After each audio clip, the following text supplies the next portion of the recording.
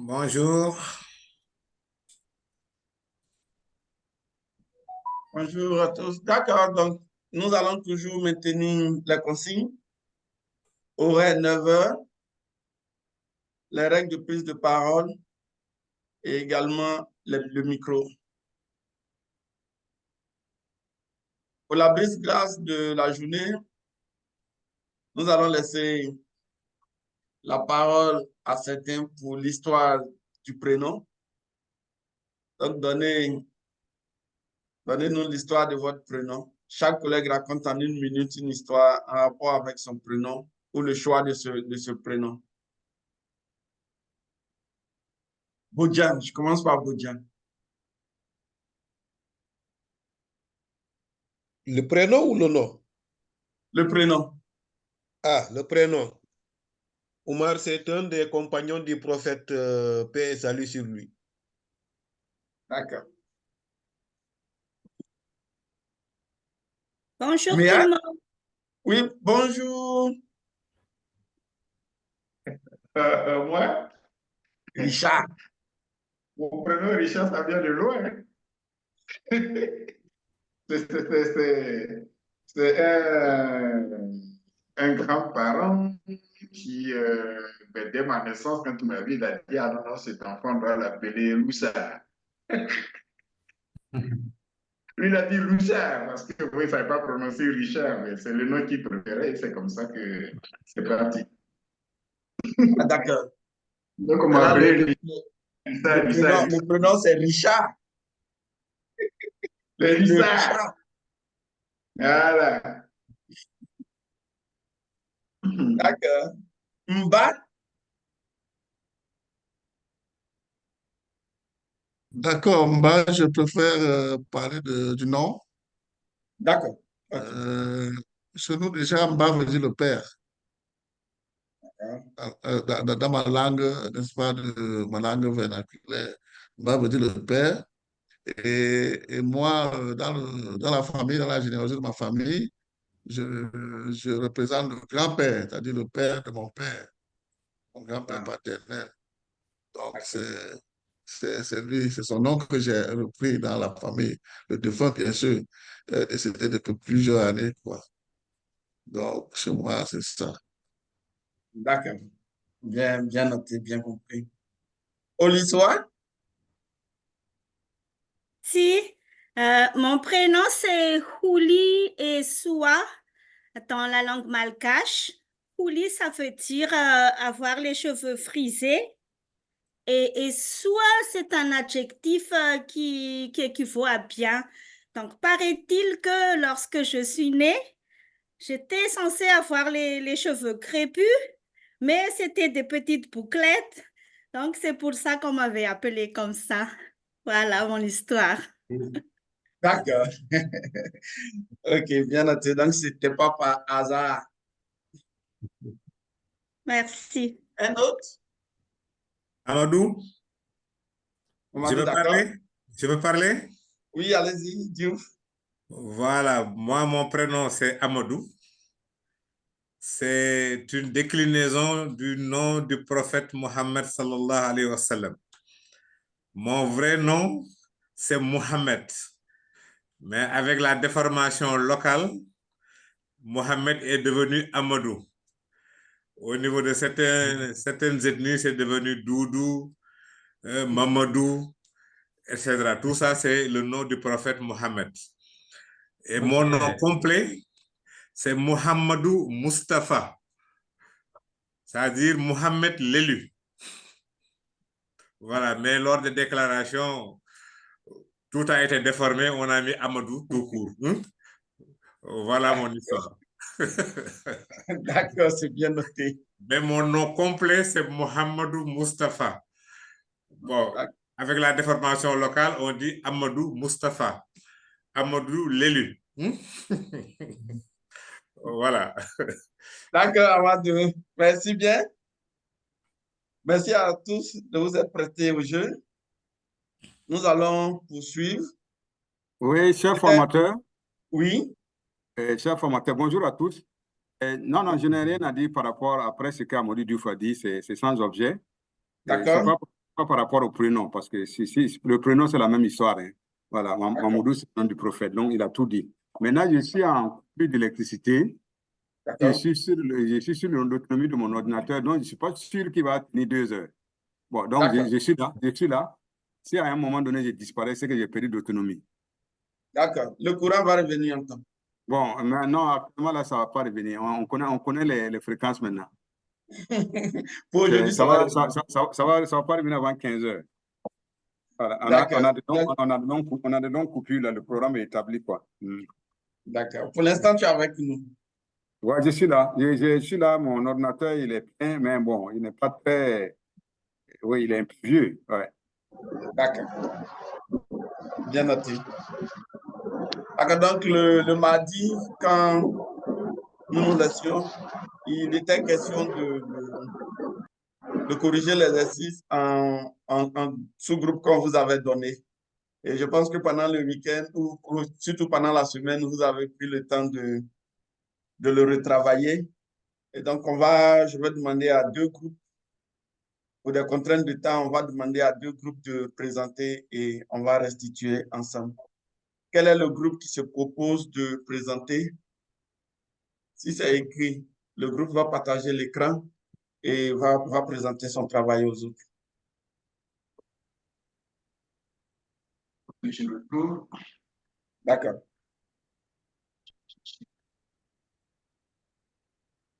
Ça, c'est notre premier groupe. Ah, d'accord. Les membres du premier groupe, donc. Voilà, Richard. C'était Richard, à moi, disons, Ulrich et moi, hein, je crois. Hein? Oui. Ah, donc, on te laisse présenter, on suit. Et on te soutient. Je vérifie que c'est le bon document. D'accord.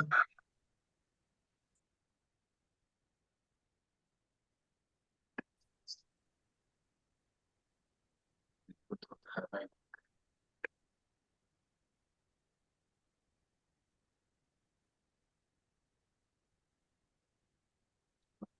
Oui, ok, c'est ouvert. Je peux partager maintenant.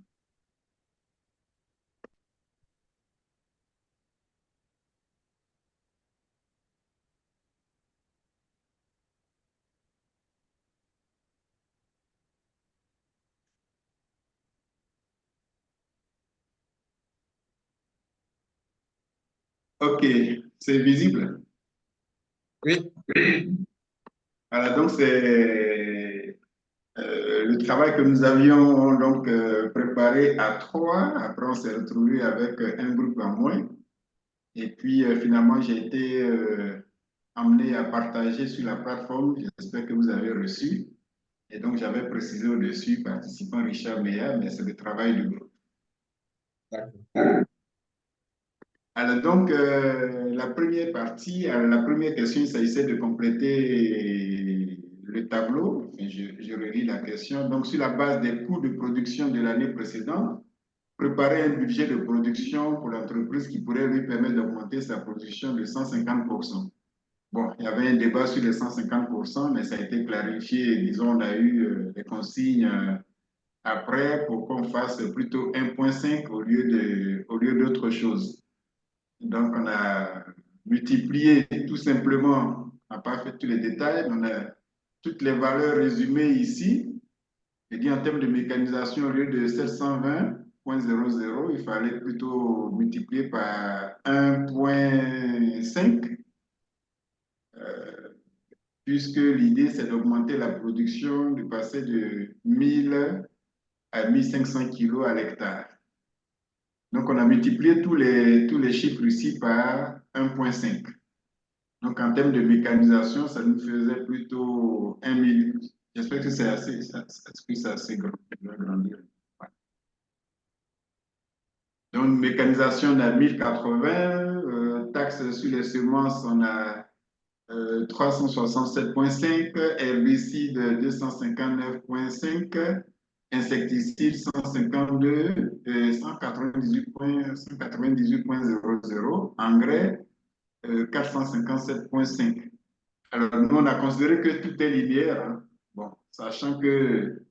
peut-être dans certains cas, on peut faire peut-être des économies d'échelle.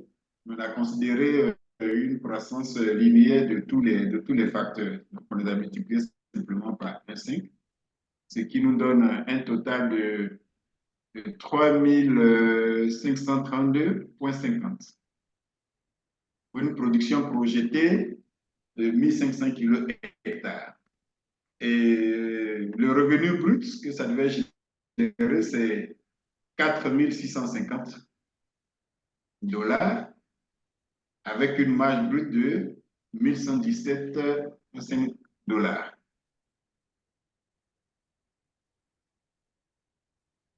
Après la deuxième partie de l'exercice, alors c'est un peu long. C'est un peu long. Alors on a structuré par rapport à, en fonction du rapport, sur le rapport du diagnostic, donc nous l'avons structuré de cette manière-là, en présentant une colonne pour les infrastructures, une colonne pour les systèmes et procédures, une colonne pour les formations et une colonne à conformité au marché. Alors, le premier point, gestion de l'exploitation et des sites, il n'y a pas de... Enfin, il n'y a pas d'infrastructure, mais il se pourrait qu'il y ait des infrastructures quand même au niveau du système de référence de l'exploitation. Donc, il faut, en termes de documents, une évaluation des risques et plan de gestion des risques pour tous les sites de production. Et ça va nécessiter une analyse de sol. Alors, on l'a mis dans l'analyse dans conformité au marché, savoir. Et deuxième élément, c'est le système de référence de l'exploitation. Alors, c'est quoi je disais que ça pouvait générer un investissement, disons, en infrastructure, mais ça peut ne pas, c'est pas indispensable d'avoir des infrastructures particulières pour ça. Au niveau des installations de stockage, alors, en termes d'infrastructure, il faut des installations de stockage appropriées pour l'entreposage des produits de protection des plantes, des engrais, des outils et des matériaux d'emballage. Au niveau de la manipulation, tri et autres, il faut construire une station d'emballage ou une installation appropriée pour le tri, le classement et l'emballage des produits récoltés. Il faut acquérir également des camions frigorifiques ou des chambres froides, mais c'est à long terme. Parce qu'on verra plus tard qu'à court terme, il y a peut-être des choses à faire. Mais à long terme, il faut prévoir une acquisition de camions frigorifiques ou des chambres froides. Au point protection des cultures, alors, on a vu les infrastructures, c'est au-dessus, donc tout ce qui est les locaux de stockage et tout, on l'a vu au-dessus. Mais ici, il faut prévoir donc, il faut rédiger des procédures de préparation et d'application des substances phytosanitaires. Il faut élaborer un plan de gestion intégré des parasites. Et il faut élaborer également une procédure pour évaluer l'efficacité des produits de protection biologique. Et en termes de formation, il faut former le personnel clé aux méthodes de protection des cultures et de nutrition biologique. Et il faut organiser également une formation sur les principes de la lutte intégrée. Au niveau registre et documentation, alors hormis les autres documents qu'on a cités là-bas, ici il faut mettre en place, il faut élaborer une procédure de contrôle des documents et des enregistrements, et également mettre en place des formulaires d'enregistrement. Côté traçabilité, alors en termes d'infrastructure, c'est le système d'identification des parcelles. Alors je l'avais dit là-haut que ça pouvait générer, ça pouvait nécessiter des investissements en infrastructure, notamment si on veut mettre en place des pancartes et tout, c'est quand même des infrastructures. Donc on a mis le système d'identification des parcelles, système amélioré. Et il faut mettre en place procédure de traçabilité des produits et organiser formation sur le système de traçabilité. Au point gestion des déchets. Alors, au niveau des pépinières, puisqu'il est prévu une autoproduction de plantes, Donc, il faut mettre en place des structures pour protéger les pépinières contre les ravageurs extérieurs. Il faut mettre également en place un local pour le stockage des semences. Et il faut également, en termes de documentation, mettre en place, créer des registres pour les activités à la pépinière, et mettre en place des procédures à mettre en œuvre pour la surveillance des plantes dans les pépinières, et élaborer des registres, tenir des registres de la production interne de semences. Et il conviendra également d'organiser une formation à la gestion de pépinières. En matière d'hygiène, comme infrastructure, il faut acquérir des poubelles supplémentaires. Il faut, ben oui, les consignes d'hygiène visibles. Bon, je pensais à des pictogrammes et tout ça qu'il fallait peut-être élaborer. Il faut créer des toilettes et des installations sanitaires, et également des vestiaires équipés pour les hommes et les dames, bien entendu. En termes de documentation, il faut mettre en place les registres d'enlèvement des déchets et faire une évaluation des risques hygiéniques également à ces deux documents différents.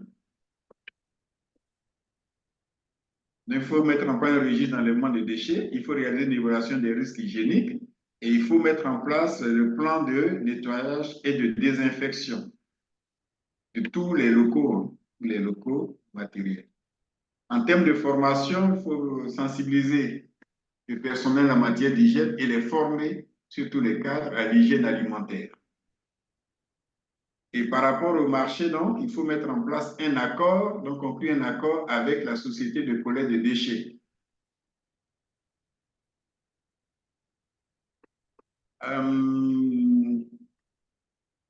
Et puis également un registre des activités de recyclage. OK. Par rapport à l'utilisation de l'eau, il n'y a pas d'infrastructure prévue. Par contre, il faut élaborer une procédure d'échantillonnage pour l'analyse de l'eau et il faut mettre en place un régime de surveillance de la qualité de l'eau. Et il faut disposer l'accréditation du laboratoire d'analyse ou un document qui agrée le laboratoire d'analyse. Au niveau de la manutention et transport, alors, je vous disais là-haut qu'il fallait à long terme des camions frigorifiques, des chambres froides, mais à moyen terme, à court terme, il faut avoir disposé quand même de moyens de transport appropriés pour ces produits. Et il faut organiser une formation sur les bonnes pratiques de récolte et de conditionnement. Et par rapport au marché, il faut disposer des spécifications du client et du marché et du certificat d'alimentarité des emballages. Formation à la sécurité sanitaire des aliments. Donc, c'est juste une formation organisée sur la sécurité alimentaire, notamment pour les cadres de l'entreprise. Voilà donc la production du groupe. D'accord, merci bien, Méa. Les autres membres du groupe, vous avez des additifs ou Méa a religieusement dit ce que vous aviez pensé?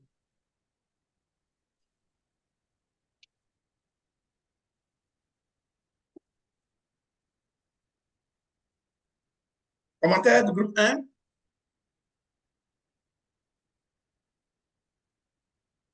Peut-être un petit mot, c'est possible? Oui. Pour Richard, hein? Oui. Bon, on pourrait compléter un peu au niveau de la protection des cultures. Ah, tu y es d'ailleurs. Oui. Du moment qu'on a introduit, on a préconisé donc des applications de substances phytosanitaires, il faudrait également que le personnel soit prémuni par une formation en usage sécurisé des pesticides. Hein? Donc, au niveau des formations, on peut ajouter donc formation usage sécurisé des pesticides. Hein? Ouais. Voilà. Hein?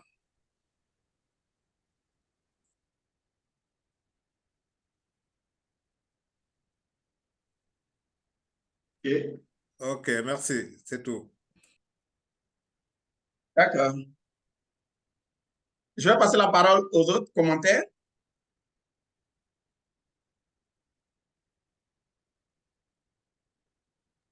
Oui, bonjour. Oui, bonjour, Traoré. Oui, bon, donc, merci bien au groupe là pour ce travail bien élaboré.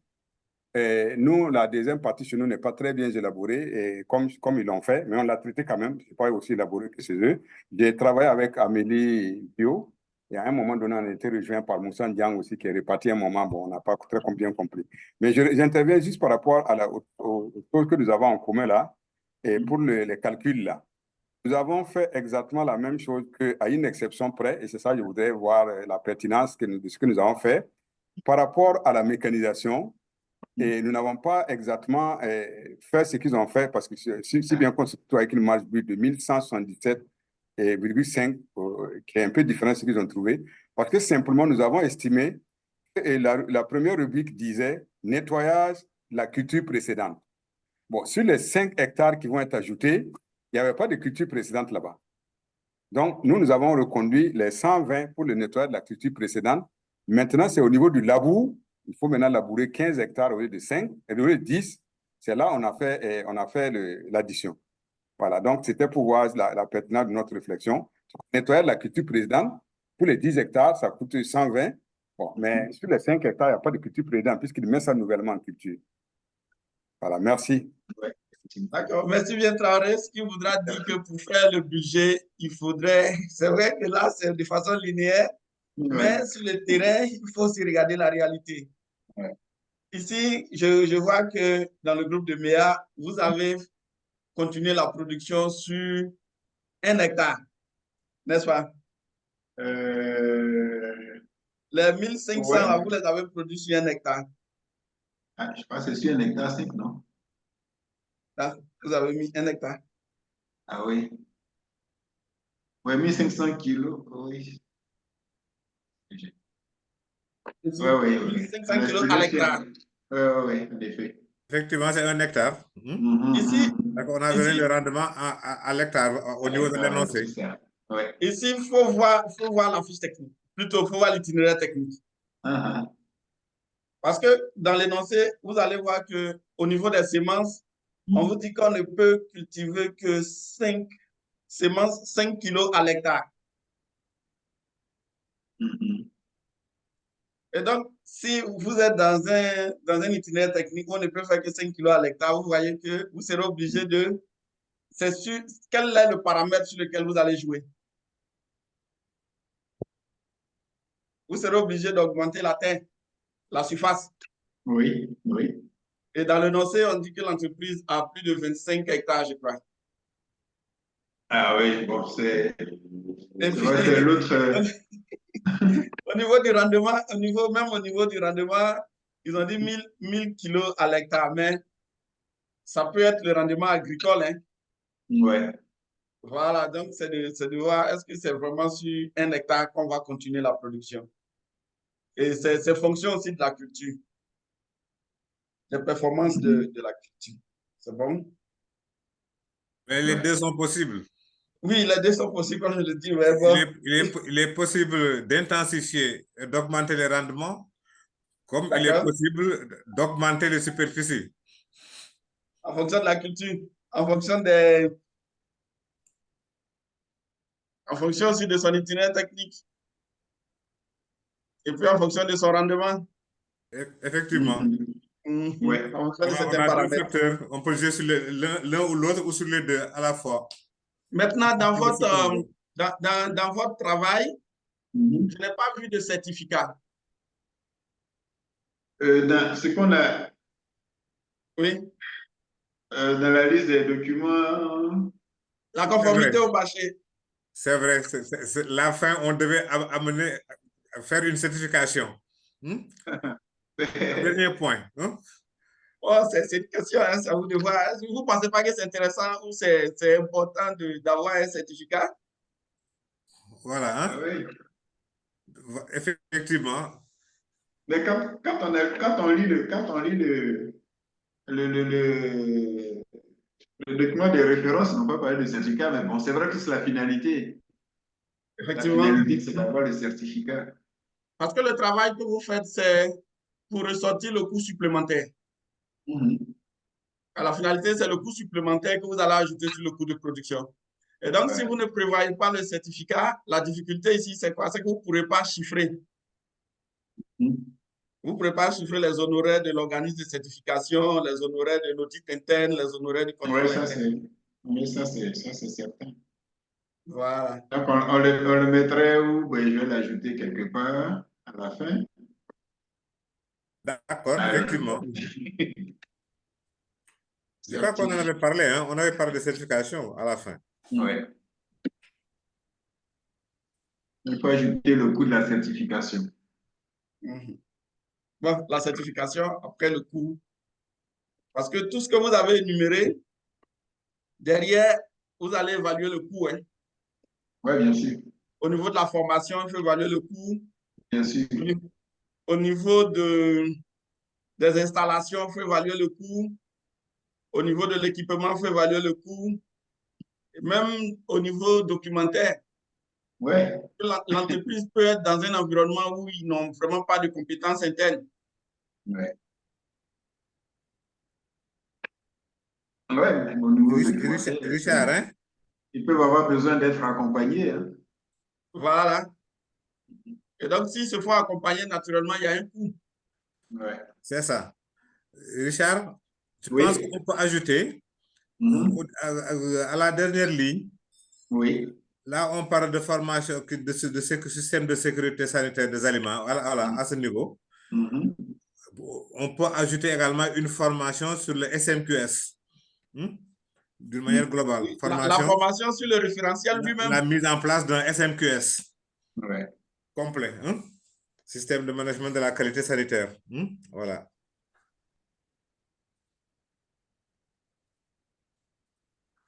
OK. Voilà. Mais après, vous partagez votre exercice aux autres. Système. Parce qu'on vous, on vous a pris comme référence. D'un système de management à la sécurité sanitaire des aliments. Voilà. OK. D'accord. Donc, on va... Merci bien, mais comme je le disais, après, c'est intéressant de partager aussi votre exercice aux autres. Mais je te l'envoie et puis tu pourras partager. D'accord, avec plaisir. Donc, on va passer au groupe 2. Bon, un groupe volontaire. Il y a Clotaire qui a la main levée. Oui, Clotaire, vas-y. Oui, merci. Je reviens sur la première partie de l'exercice. Parce que pour nous, il s'agit ici d'un problème de rendement, ce n'est pas un problème de production. Il nous faut avoir 1,5 tonne ou 1500 kg à l'hectare. Cela nous a amené à travailler sur 1 hectare.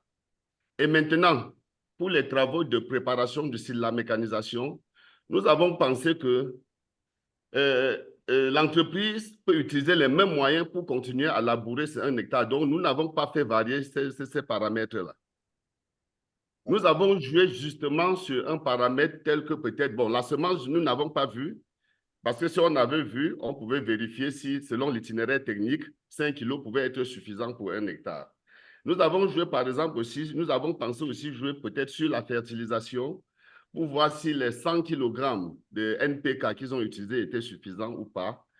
Et c'est un peu ça. Donc, nous avons beaucoup de paramètres qu'on a maintenus parce qu'on se disait qu'on est toujours sur 1 hectare pour atteindre 1 kg par hectare.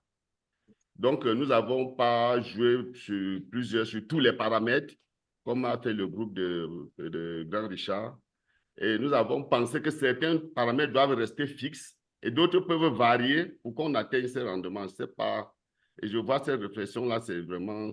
Enfin, je ne sais pas comment vous percevez ça. Non, je vois que je te comprends. En fait, comme je le disais, vous savez, d'une culture à une autre, vous allez voir dans l'itinéraire technique, par moment, on va vous parler de rendement biologique ou rendement agricole. Si nous sommes dans, par exemple, je prends le cas de la Si mangue. vous comprenez, j'ai perdu le volume et je ne vous entends pas. Ah, d'accord. Donc, je disais, c'est fonction de la culture. Ici, il y a des productions intensives et comme des productions extensives. si les 1000 kilos à l'hectare sont pas un rendement, ne constituent pas le rendement biologique, donc vous pouvez aller jusqu'à 1500 kilos à l'hectare en fonction de la culture elle-même.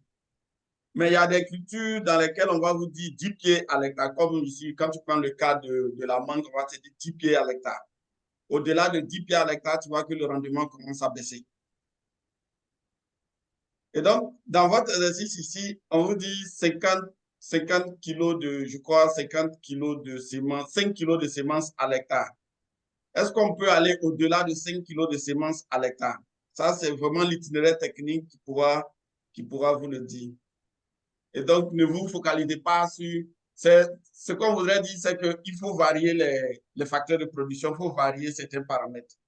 Mais si, en fonction de la culture, vous pouvez aller jusqu'à 1500 kilos à l'hectare et avoir jusqu'à plus de... Ça fait 7,5 kilos à l'hectare de semences.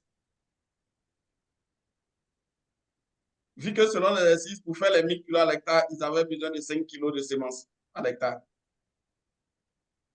Dans l'itinéraire technique, est-ce que jusqu'à 7,5 kilos de semences, vous pouvez avoir un bon rendement? Donc, c'est vraiment, c'est technique, c'est l'itinéraire technique qui pourra vous dire. Ma question, c'est de savoir si tous les paramètres devaient varier. Est-ce qu'il n'y a pas des paramètres qui pouvaient rester fixes, des activités qui pouvaient rester fixes? Oui, certaines activités peuvent rester fixes. Effectivement, certaines activités peuvent rester fixes. Mais comme je l'ai dit, et là, comme c'est l'agriculture, c'est fonction de... Par exemple, on prend le cas de vous avez vu qu'il y avait la main-d'œuvre. Au niveau de la main-d'œuvre, il peut se dire en fonction du temps, au lieu de recruter 6 comme 1000 kilos à l'hectare, il fait quoi? Il va au-delà de 6. Tout à fait. Voilà, donc c'est un paramètre, c'est la main-d'œuvre qui vient de varier. Nous avons pensé comme ça aussi. Voilà. La main-d'œuvre de la récolte a varié. Justement, il peut se dire, bon, selon l'itinéraire technique, on me dit que je peux pas faire 7,5 ou je ne peux pas dépasser 5 kilos de semences à l'hectare. Donc, qu'est-ce que je fais? Comme j'ai de la terre disponible, je mets 0,5 hectares sur les 1 hectare que j'ai, ce qui me fait 1,5 hectare. Et donc, il vient de varier également le paramètre terre. Comme en fonction de l'itinéraire technique, il peut le fixer. Parce que ce qui est encore un peu difficile, c'est qu'en variant trop, on risque d'avoir les 1500 kilos et le coût de production doit être plus élevé. Effectivement. Donc, c'est à vous de jouer sur ces différents paramètres. On vous avait laissé le champ libre, en fait. Vous pouviez jouer sur les différents paramètres. Parce qu'en les multipliant par, comme vous avez fait ici, dans la production, l'itinéraire technique vous dit que on peut faire jusqu'à 1500 kilos à l'hectare. Ça vous arrange parce que là, vous voyez que les facteurs mécaniques, là, vous n'allez pas trop les varier, vous n'allez même pas les varier. Mais derrière, là où vous devez, je pense que dans l'exercice, quand vous regardez, par exemple, les herbicides, c'est à l'hectare. Et donc, les herbicides, les insecticides, c'est fonction de l'itinéraire technique. Parce que quand tu vas utiliser le volume à l'hectare, si tu plantes beaucoup plus, si la densité elle est dense, s'il y a beaucoup plus de densité, tu vas voir que est-ce que tes pesticides et autres là seront efficaces. Donc, il y a ces questions agronomiques là derrière. Merci. Je ne sais pas si c'est clair. Merci. Clotaire? Par exemple, Clotaire, tu peux baisser la main. Le groupe de Traoré.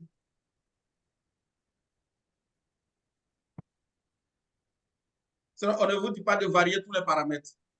Mais derrière c'est d'accroître sa production sans toutefois faire sortir beaucoup d'argent. C'est l'idéal.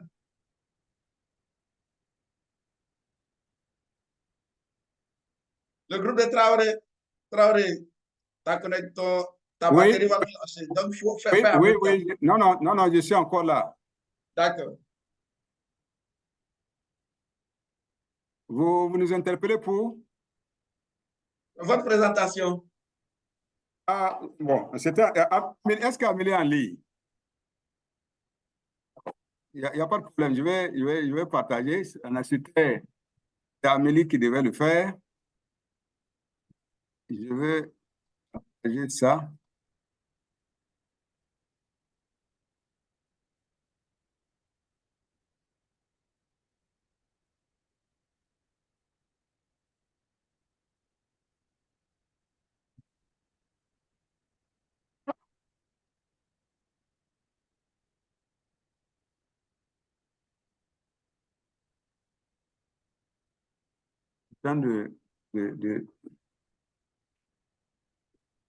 De tout.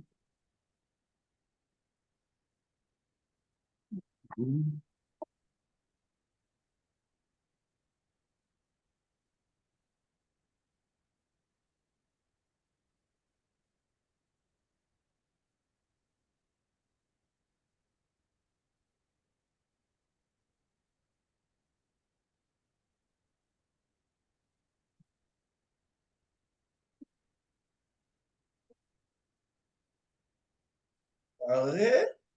Oui, je cherche le show, hein. D'accord. Quel est le groupe qui a déjà son exercice prêt? Moi, j'ai ouvert le fichier, hein. Il reste maintenant à le partager, c'est ça mon problème. Le fichier est ouvert devant moi. D'accord.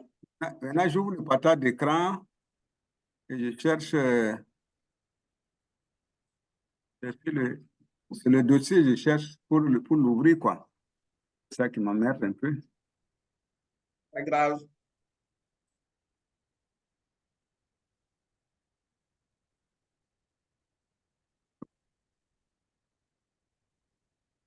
Okay.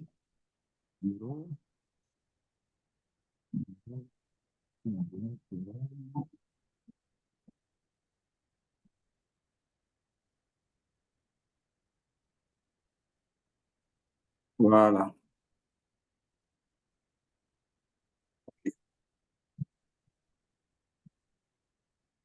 Est-ce que vous le voyez? Est-ce que c'est bon? Est-ce que j'ai réussi? Oui, on voit ton écran hein, actuellement. Ok, d'accord. Donc, On attend que le fichier s'ouvre. Il faut ouvrir le fichier. il a ouvert? Monsieur Traoré, Il a ouvert et il défile chez moi. arrêtez, oui, arrêtez le partage. Arrêtez complètement le partage. J'ai cliqué arrêter le partage, oui. Tu veux le fichier? Oui. Le fichier est ouvert maintenant. Lancez le partage et vous sélectionnez le fichier que vous voulez partager. Pas tout le dossier, vous sélectionnez le fichier. Donc, je fais partager l'écran. Voilà. Oui. Tu cherches le fichier ouvert. Le fichier que vous voulez partager. Oui, le fichier est ouvert, mais je ne le vois pas sur le bureau, quoi. Cliquez dessus. Ah oui, il est là. Bon. Voilà. Cliquez sur le fichier uniquement. Voilà. Voilà. Bon? Oui, c'est bon. Oui. Voilà. Il faut un peu Donc, agrandir. Si vous pouvez zoomer. Oui, zoomer. Oui. C'est bon? Voilà. Oui, c'est bon. Super. OK, merci. Merci. C'est redevenu petit. C'est devenu petit. Oui, il faut réagrandir. C'est bon? Voilà, c'est bon. OK, d'accord. Voilà. Donc, merci bien à vous tous. Désolé de... Voilà. Je l'ai dit que j'ai travaillé avec Amélie Viho. Et puis, à un moment donné, on a été rejoint par Moussa Niang, qui après est reparti. Je ne sais pas si on l'a envoyé encore une autre salle. Peut-être qu'on a fait le travail avec Amélie. Donc, comme je l'ai dit, ce tableau, il est pratiquement identique, le résumé là, par rapport à ce que le groupe précédent a fait. La seule exception, c'est la mécanisation là. Puisque nous avons dit, donc, effectivement, on ne peut pas augmenter la productivité à l'hectare, ce qu'on a dit par rapport à la semence. Donc, la solution, c'est d'augmenter la superficie à cultiver. Et pour avoir 1,5, comme il reste encore 15 hectares, nous, on s'est dit qu'il va cultiver 5 en plus. Donc, il va passer donc de 10 à 15 hectares. Et on a effectivement rapporté en règle de 3, hein, comme ce qu'ils ont fait, à l'exception de la mécanisation. Parce que la mécanisation, si on remonte au début, on nous a dit mécanisation. Le premier point, on a mis nettoyage de la culture précédente. Donc, c'est-à-dire que sur les 5 hectares qu'il va cultiver et qu'il va ouvrir un nouveau champ, il n'y a pas de culture précédente. Donc, c'est pour ça on n'a pas fait beaucoup de variations sur ça. On a juste calculé et on a pris les 720 qui étaient pour 10 hectares. On a cherché combien ça va faire de labourer 5 nouveaux hectares et on a additionné simplement. Parce qu'on a dit que là-bas, il n'y a pas de culture précédente à nettoyer. Donc, pour tout le reste, c'est la même chose qu'on fait. Sur les semences, donc de 245 à 367,5, herbicides, pareil, et 259,5, insecticides, engrais, 457,5, travail avant record 420, et travail de record 750. Le total fait 3472,5, et ça va lui donner donc une marge bénéficiaire de 1177,5, légèrement différent par rapport au groupe de outils. Voilà comment nous avons raisonné. C'est pour ça que j'avais tout de suite posé la question sur la façon donc de faire. Bon, pour la seconde partie, comme je disais, on n'a pas un fichier aussi élaboré. Voilà, on a simplement dit qu'en matière d'infrastructure, il faut considérer des infrastructures de stockage. On n'a pas détaillé. Bon, en matière donc de système de procédure, bon, il faut qu'il y ait donc des investissements au niveau de la gestion de l'exploitation, une station donc d'emballage, et puis donc une installation appropriée pour le tri. Voilà, il faut de la formation en renforcement de capacité dans le domaine donc de la sécurité alimentaire pour les cadres et les travailleurs. Et toujours pour la conformité avec le marché, il faut acquérir donc des panneaux frigorifiques et des chambres froides. Voilà donc en tout temps ce que nous avons produit. Merci. D'accord. Merci bien, Traoré. Commentaire, groupe de Traoré.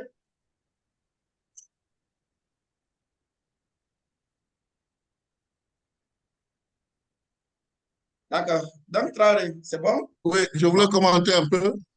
Oui, allez-y, Plutin.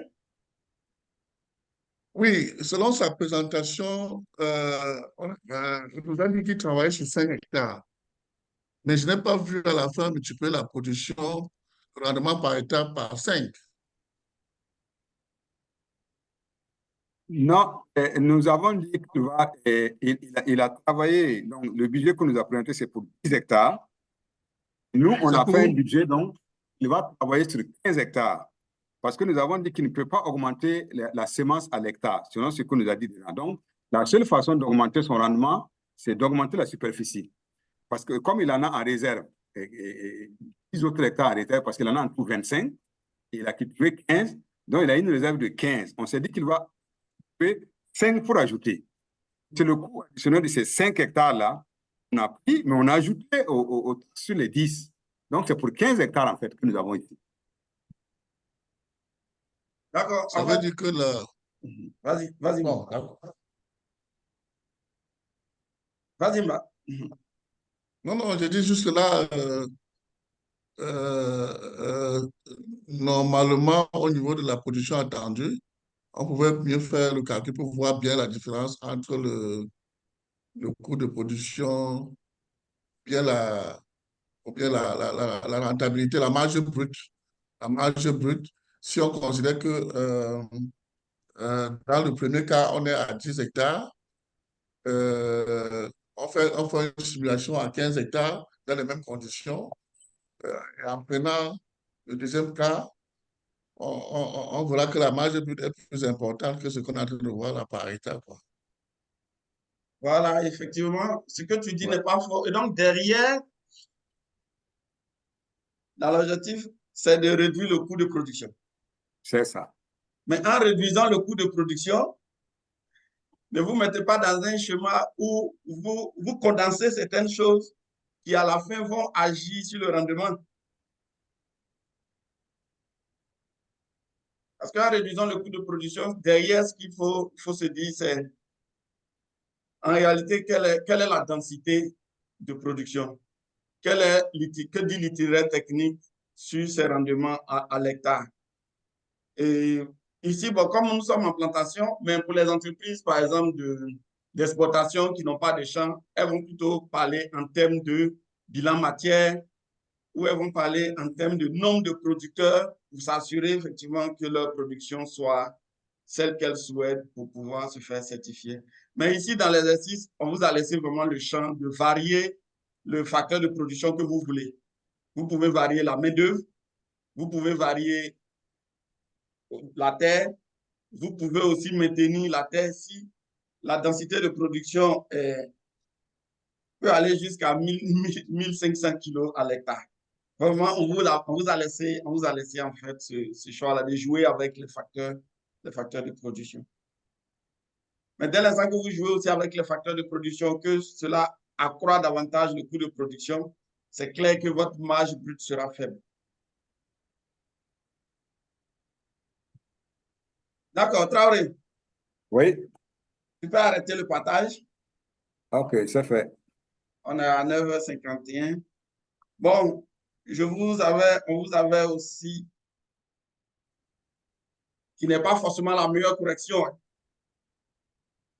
Qui n'est pas forcément la meilleure correction.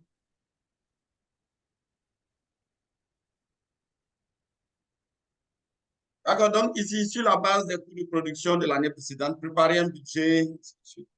Donc ici, effectivement, nous, on s'est mis dans le même esprit que vous. Donc ici, au niveau de, on a majoré de 1,5, on a fixé aussi certains paramètres, mais la réalité sur le terrain peut être tout autre. Comme je le disais, avec les performances réelles de la culture, avec l'itinéraire technique peut nous donner beaucoup plus d'informations. Et pour chaque point, que dit aussi le point de contrôle ou les principes et critères de... Bon, là, on s'est mis dans le cadre de Global Gap, parce que quand tu lis, l'entreprise cherche à se faire certifier Global Gap. Donc, quand vous prenez le cas de la mécanisation, c'est de voir le point Global Gap lié à la mécanisation, on va vous dire que les machines utilisées ne doivent pas avoir des roues qui favorisent le tachement du sol. Et également, quand vous prenez le cas de la semence, et donc c'est pour vous dire qu'à chaque fois que vous devez faire ce genre de travail, il ne faut pas être trop loin des principes et critères du référentiel que vous voulez, que vous devez mettre en place. Ici, si on était dans le cas de GRAPS, META ou BSCI, on allait beaucoup plus jouer sur les travailleurs. Vous voyez que certains aspects allaient être présents, tels que les contrats de travail, tels que la déclaration CNPS chez nous sur la déclaration sociale. Mais ici, on va se limiter au point de Global Gap. Donc, quand vous prenez la semence, on va vous dire est-ce que la semence a des factures? Est-ce que vous avez... Quels sont les traitements préalables qui ont été effectués? Quand vous prenez les herbicides, est-ce que c'est homologué? Est-ce que... Bon, on se dit que ce travail a déjà été fait par l'expert. Et donc, derrière, c'est de voir est-ce que ces produits-là sont conformes. Si ce n'est pas conforme, naturellement, ils vont changer. Et puis, prendre les molécules qui permettent de faire le même travail, mais tout en maintenant éventuellement des produits qui sont homologués par la réglementation. Et donc, comme je l'ai dit, on a aussi fait comme vous, hein, on a multiplié par 1,5 pour faire simple. Eugène, je peux prendre la parole? Oui, vas-y. Donc, tous les éléments dont vous venez de parler, oui, vont ressortir au niveau de la formation en usage sécurisé. Effectivement. Voilà, donc à ce niveau, qu'ils auront tous les instruments pour pouvoir choisir les bons produits homologués, les produits qu'il faut, etc. D'accord. Non, j'attirais juste l'attention pour dire que c'est vrai, le budget, le faisant, il ne faut pas être très loin de son référentiel, en fait. Voilà, et donc à la fin, on va se retrouver ici avec... Allô? D'accord, donc à la fin, on va se retrouver avec les mêmes valeurs, la marge brute qui est 745, qui va passer à 1117. Mais ici, pour le travail 2, on a voulu les mettre en fonction des différents points mentionnés, infrastructure, système et procédures, formation, et on a mis notre case sur les coûts. Parce qu'à la fin, ce qui est important, c'est de faire ressortir les coûts supplémentaires liés à la certification. Donc, je pense que c'est vraiment le même travail que le groupe de MEA également a fait. Donc, les infrastructures, on va noter toutes les infrastructures possibles. Mais dans la construction, comme vous avez vu dans l'exercice, on vous dit qu'il faut s'attacher les services d'un expert, mais aussi, il ne faudrait pas être aussi très loin de son référentiel. Parce que même ici, quand on parle de magasin de stockage des produits phyto, magasin de stockage du matériel, ainsi de suite, le point de contrôle, surtout quand tu prends Global Gap, les principaux critères vont vous donner une idée sur comment ces bâtiments-là doivent être. Et donc, derrière, les coûts qui pourront ressortir sont les coûts de construction des magasins et les coûts de l'équipement. Ça, c'est toute la liste des magasins et équipements. Au niveau du système, il y a le plan de gestion du sol, il y a les analyses, nouveaux sites, il y a les plaques parcellaires, il y a la procédure de conditionnement, la procédure d'enregistrement des températures, la procédure de lutte intégrée, le plan de lutte intégré, la procédure d'application d'intrants agricoles. Et tout ça derrière, les coûts recherchés sont les coûts de la rédaction du système. Ça peut être un consultant, mais si en interne, vous avez des compétences, tant mieux. On ne va pas chiffrer. Le coût de suivi de l'implémentation, si c'est un consultant, les coûts de l'analyse de l'eau, les coûts de l'analyse du sol, les honoraires de l'entreprise de collecte des déchets et éventuellement l'achat du véhicule frigorifique.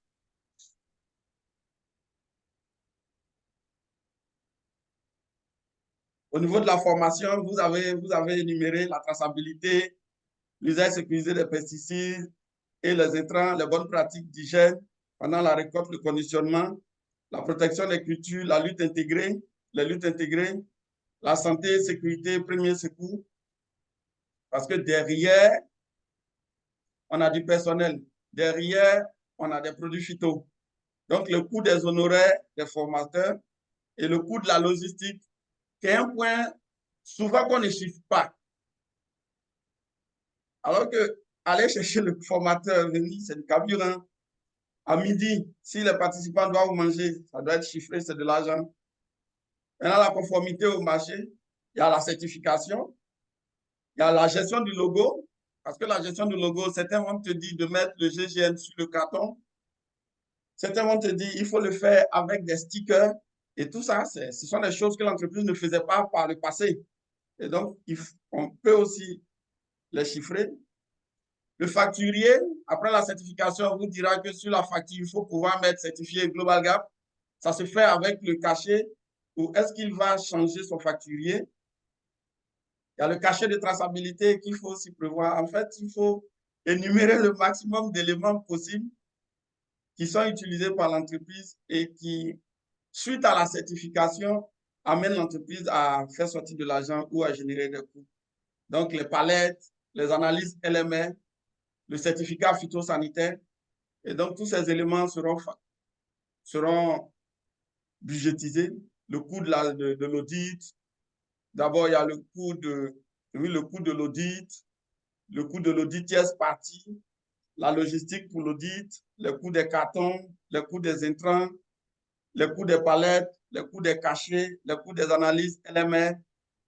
Nous sommes en situation d'exercice, mais dans la réalité, je pense qu'il est intéressant également de creuser auprès de l'entreprise pour ressortir, en fait, en fonction des points énumérés dans le diagnostic lié au référentiel, énumérer, en fait, tous les points qui nécessitent ou toutes les activités qui vont nécessiter de l'argent. Donc, c'est un peu de façon rapide présenter un peu ce que nous avons fait. Mais ce que nous avons fait rejoint ce qui a été fait par le groupe de MEA. Il s'agira derrière de ressortir en fait les coûts liés à toutes ces activités-là qui ont été menées par rapport au référentiel. Commentaire? Je peux parler? Bodian, vas-y. Et par rapport où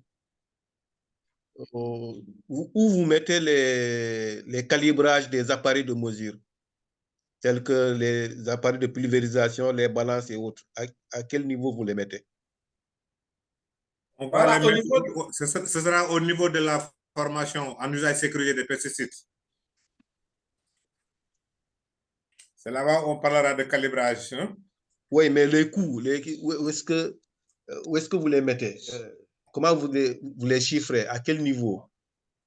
Parce Vous que la pouvez mettre même formation, au niveau de la formation, on va dire aux participants qu'il faut calibrer les appareils, il faut calibrer les appareils de mesure. Mais les coûts, les coûts. On peut les mettre au niveau même de la conformité au marché parce que derrière, il y a un cahier de charge client qui va t'exiger certainement un certain volume, un certain poids. Et donc, tu pourrais les mettre au niveau de la conformité au marché. Ok, merci beaucoup. Merci beaucoup. Mais là? Non, c'est ce que je voulais dire. C'est ce que je voulais dire. Ça va? Bon, je vous partagerai aussi le travail que nous avons fait. Mais en situation d'audit, il serait intéressant de véritablement. Bon, ça, c'est vraiment un exercice, mais en situation d'audit, c'est de creuser, quoi. C'est d'énumérer le maximum parce que derrière, on a certains éléments qui pourraient passer sous silence, mais n'étant pas budgétisés, dans la faisabilité, pourrait quand même avoir un véritable coût, surtout quand on parle de logistique. Au niveau de la logistique, par moment, sur le terrain, on ne prend pas souvent en compte, mais tu loues un véhicule pour transporter un auditeur. En quelques jours, tu as déjà fait 500 000. En quelques jours, tu as déjà fait 500 000. Non, ce que tu dis est tellement pertinent. Effectivement, quand on fait ce travail-là, il y a des choses, des coûts par rapport les analyses, par exemple. Généralement, les gens ne prévoient pas les coûts des analyses. Effectivement. Et quand l'entreprise se retrouve face à ces analyses-là, il y a des difficultés. C'est ça. Et ce que tu dis est tellement juste que c'est ce problème que la plupart des acteurs de la mangue ont pour cette campagne.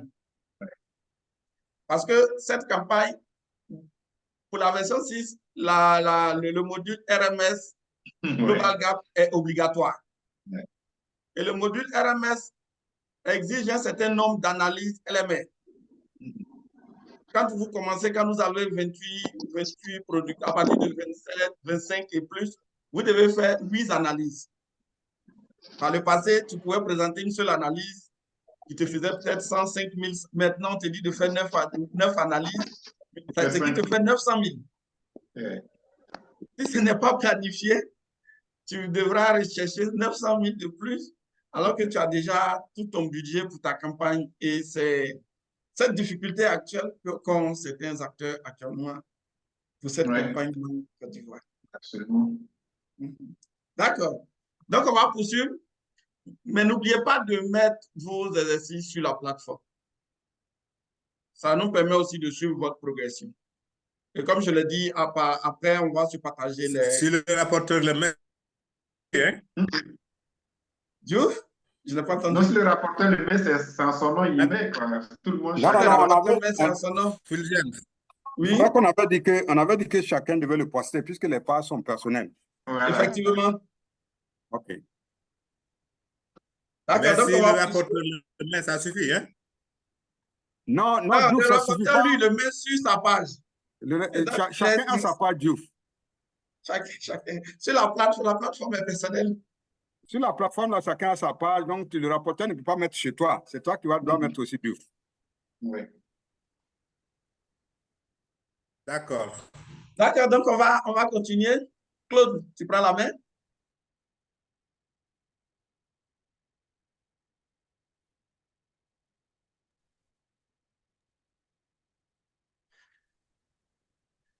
Donc, bonjour à tous.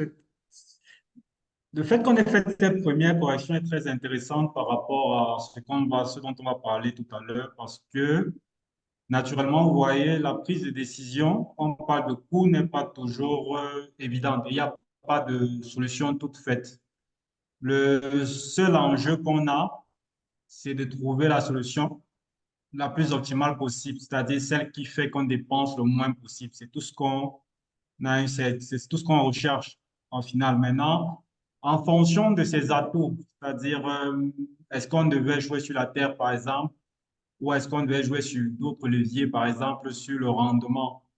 en ayant un certain type de semences. Ça, ce sont des atouts que l'entreprise a et qu'elle va utiliser et qu'elle va prendre pour pouvoir prendre de la décision en un moment. Mais le maillon central, ce sera les coûts et c'est ce qui va être essentiel dans l'échange tout à l'heure. Donc, en termes d'objectifs pédagogiques, pour cette séance, j'espère que vous m'écoutez, non? Le son, ça va pour le son? Oui, oui, oui. Oui, on vous Oui, entend très bien. bien sûr, oui. On t'écoute. Donc, Bien, on vous écoute. d'accord, on va passer aux objectifs pédagogiques pour ce troisième module. Donc, il est question de rediscuter du concept de coût, d'échelle. On a parlé de rendement tout à l'heure, de marge brute, j'ai entendu parler de ces éléments-là, et on va voir un peu la corrélation que ça il y a entre ces éléments. L'échelle, c'est un niveau de production, et le coût, qu'est-ce qui peut se passer? Est-ce qu'on est certain à chaque fois d'avoir fait une bonne affaire quand, si on joue sur un certain levier, c'est ce qu'on va voir tout à l'heure. On va voir les différentes informations financières qu'on doit utiliser pour faire une analyse de la rentabilité. Slide suivante.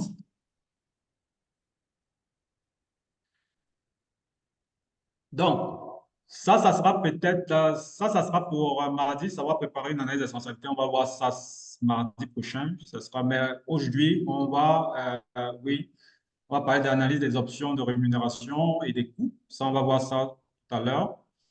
Et puis, on va voir comment utiliser Excel. Ça rejoint un peu le fichier dont j'ai partagé avec vous. Mardi, on en reparlera et on va un peu travailler autour. C'est pour ça que je vous ai dit la dernière fois que ce fichier va vous permettre de voir certains éléments de manière concrète. On a voulu concevoir pour rendre la formation un peu plus concrète et parce que les concepts, à un moment, peuvent être abstraits. Voilà. Donc, jouer avec un fichier Excel, ça peut être intéressant pour pouvoir comprendre bien comment se déclinent certains éléments. Donc, on va se focaliser aujourd'hui autour du concept de coût, essentiellement, et puis on verra les autres éléments mardi prochain. Donc, slide suivante.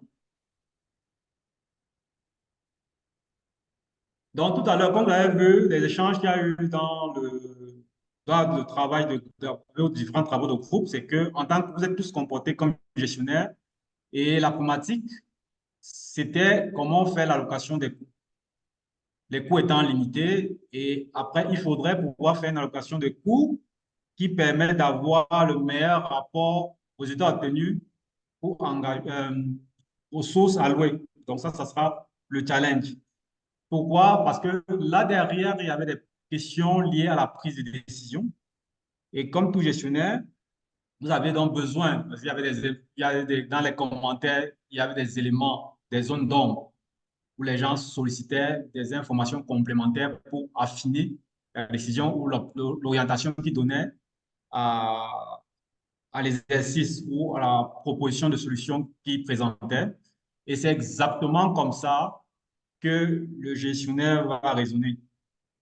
Et c'est exactement pour cette raison que la session dernière, on parlait de la notion de capacité et on disait il y a toute une analyse, il n'y a pas d'éléments figés autour de la démarche, mais c'est une sorte d'analyse globale pour voir quelle est la solution qui s'adapte le mieux, basée sur ce qu'on sait, des éléments historiques et les conséquences qu'il y a eu de nos décisions historiques. On arrive à essayer de se projeter pour pouvoir prendre de nouvelles décisions plus intéressantes pour l'entreprise et qui génèrent plus de revenus. La suivante.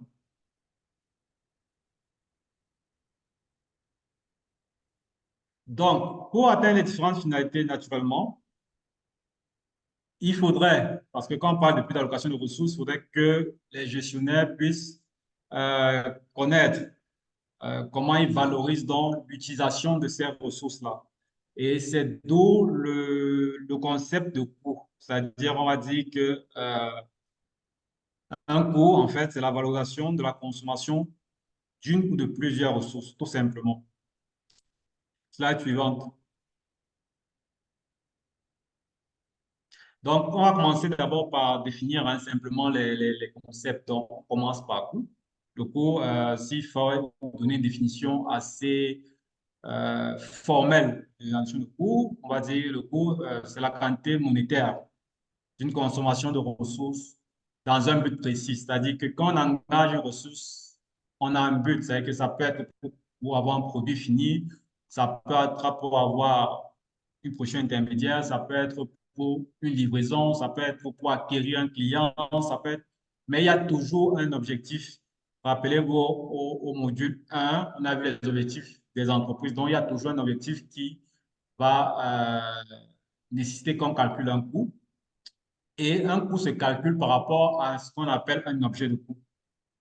Donc, un objet de coût étant tout élément matériel ou immatériel pour lequel on cherche à calculer un coût spécifique où on cherche à valoriser de manière monétaire la dépense engagée ou l'impact sur la prise de décision du gestionnaire. Parce que de la théorie de la prise de décision, on dit globalement, dans une organisation, un gestionnaire ne prend que deux types de décisions. Toute forme quelle que soit la décision, il ne prend que deux types, qu'il soit recruter, que soit faire un achat, il n'y a que deux types de décisions. Soit vous prenez une décision qui vous fera gagner de l'argent, c'est-à-dire que c'est une décision judicieuse, soit vous prenez une décision qui vous fera perdre de l'argent, c'est-à-dire que ce n'est pas une bonne décision, il y a une sortie monétaire.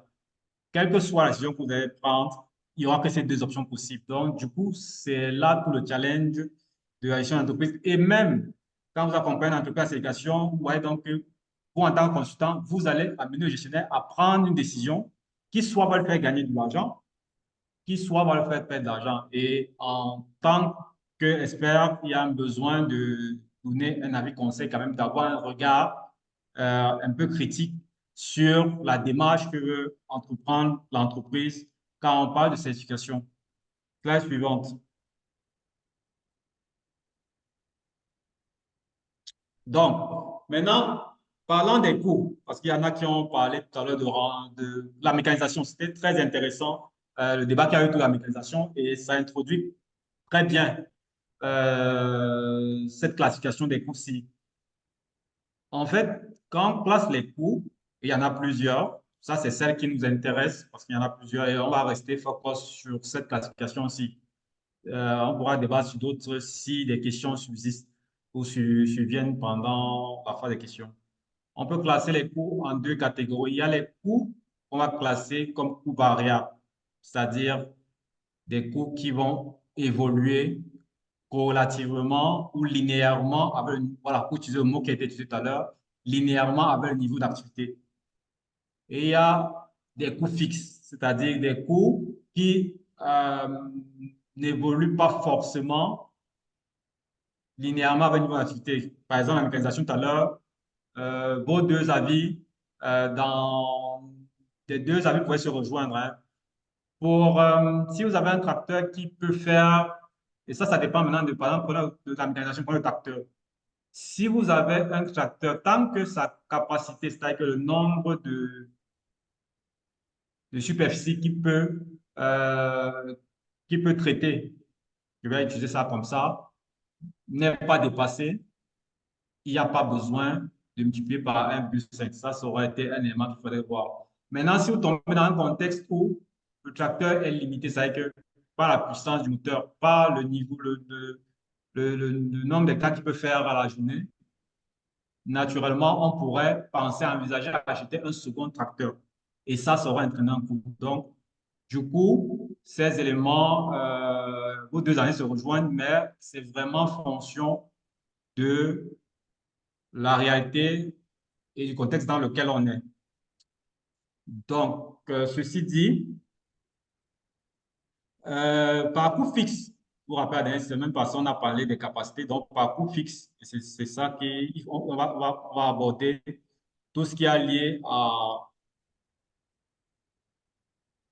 la structure qui permet de réaliser la production, ça sera les bâtiments, ça suppose, ça sera les bâtiments, ça sera les amortissements des équipements, les amortissements des unités de production.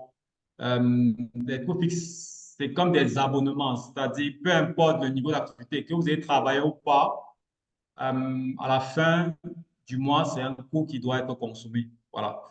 Donc, contrairement au coût variable qui sera des éléments comme les intrants, s'il faut acheter des intrants, ou les semences, voilà. Ces coûts ne sont induits et n'évoluent qu'en fonction du niveau d'activité. C'est-à-dire que si vous cultivez, par exemple, 2 hectares, la quantité de semences que vous achetez sera forcément différente de quelqu'un qui aura fait 3 hectares. Là, les coûts vont varier en fonction du niveau d'activité.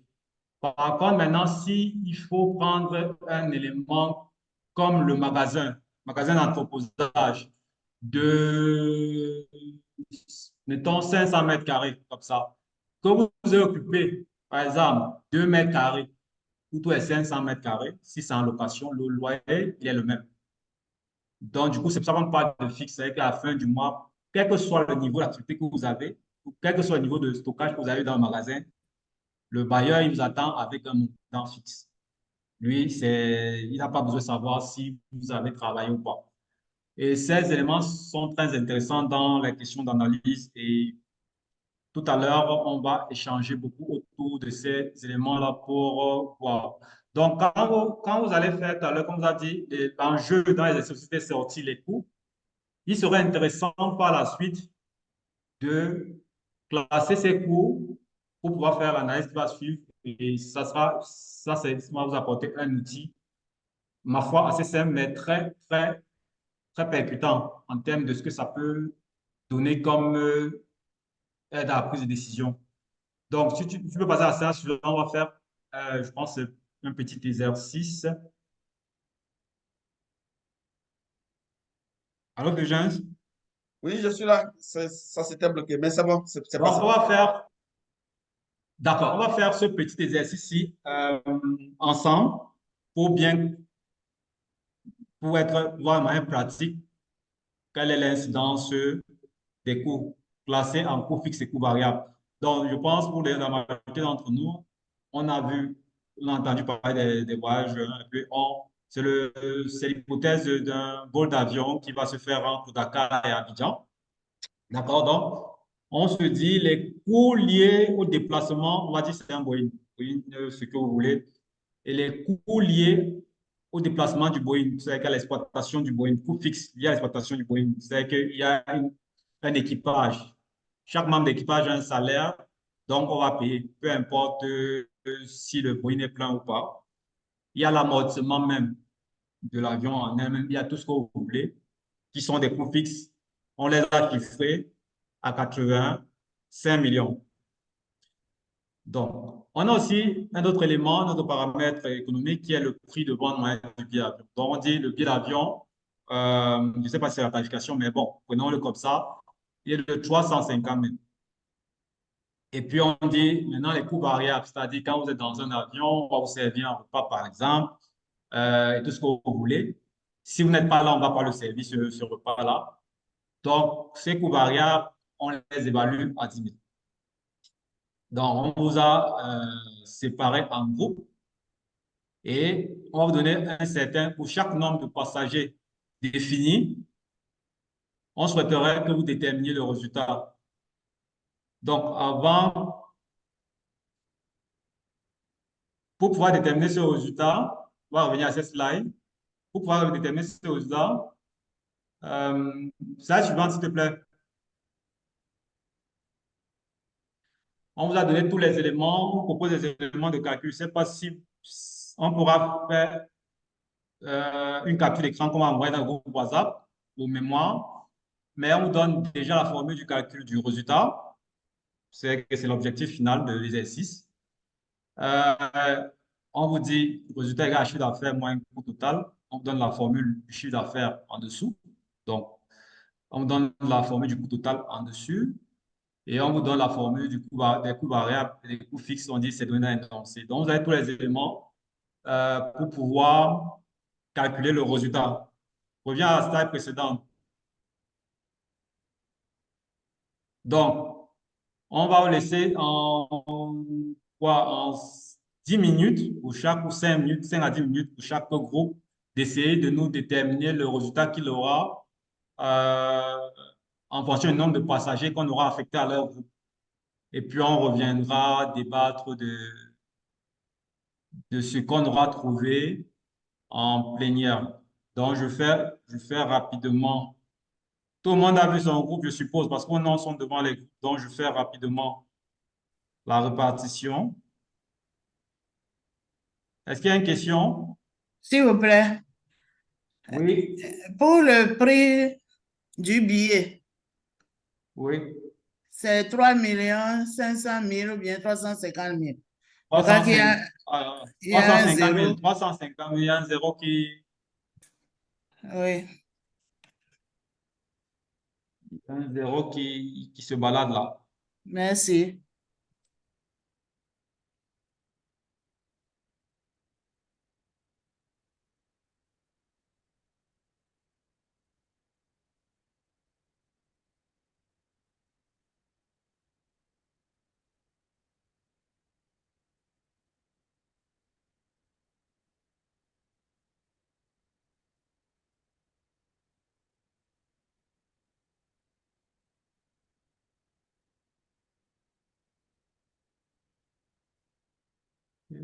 On fait 500.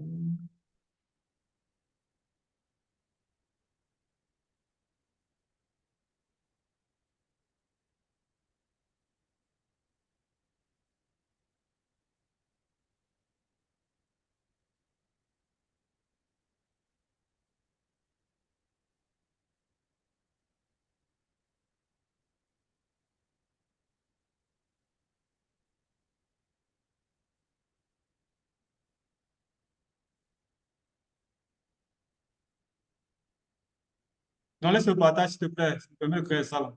Non.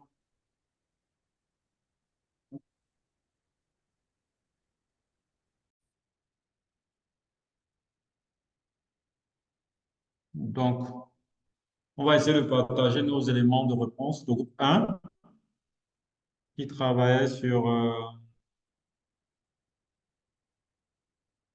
un effectif de 200 passagers. D'accord.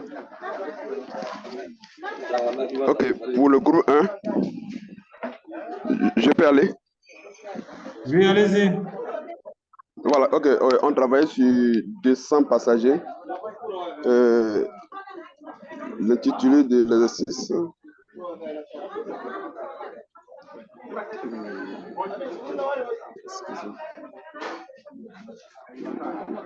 D'accord. On disait en fait un avion s'apprêtait à effectuer un vol Dakar-Abidjan. Le coût fixe qui s'élève à 85 millions. Le prix de vente moyen des billets, 350 000 francs. Et le coût variable par passager repas est de 100 000 francs. Bon, le groupe 1.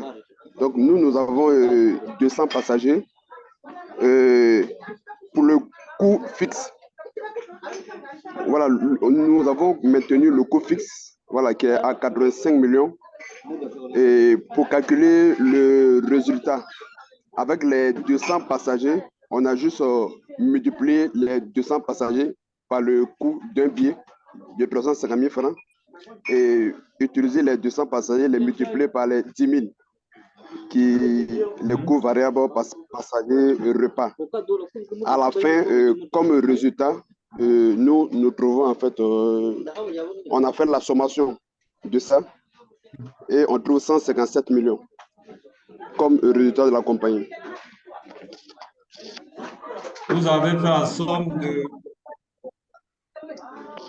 de 85 millions. Oui. Et on a pris les 350 000 multipliés par 200 passagers. Et pour le repas, on a pris les 10 000 multipliés par 200 passagers. Et on a fait la somme de ces trois. Et ce qui nous donne 157 millions. D'accord. Le résultat net. D'accord. Un commentaire. Richard, tu as un commentaire? Monsieur le maire.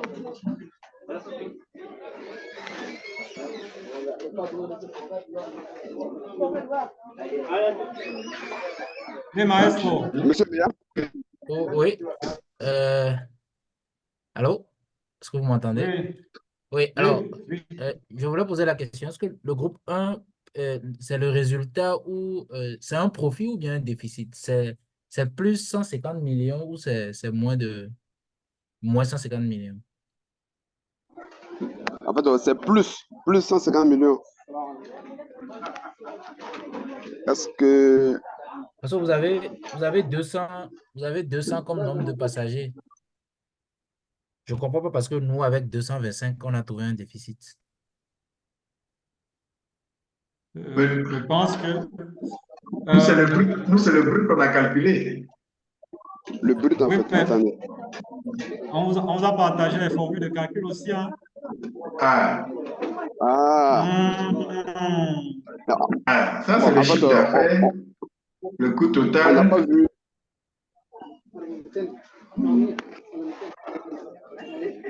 Voilà. OK.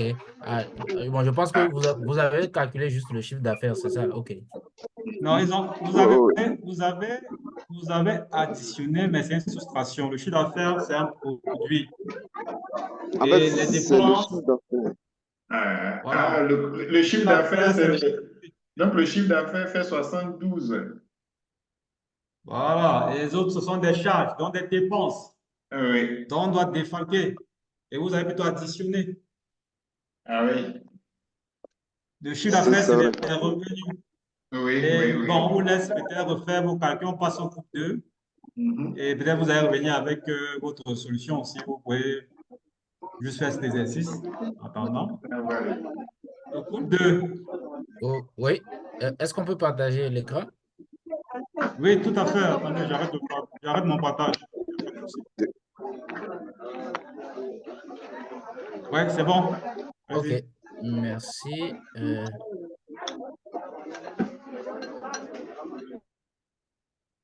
Alors, est-ce que vous voyez mon écran? C'est en train de charger.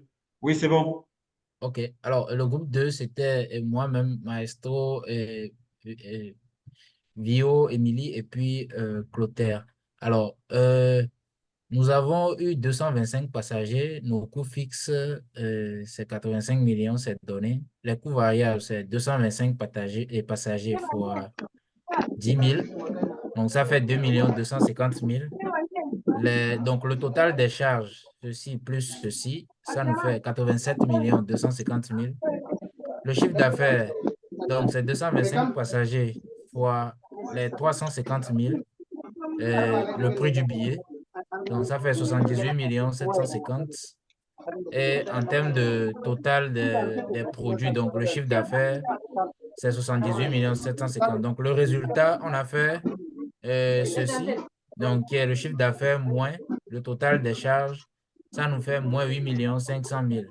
Donc, on est allé plus loin, on s'est demandé à combien de passagers l'entreprise pourrait faire un profit.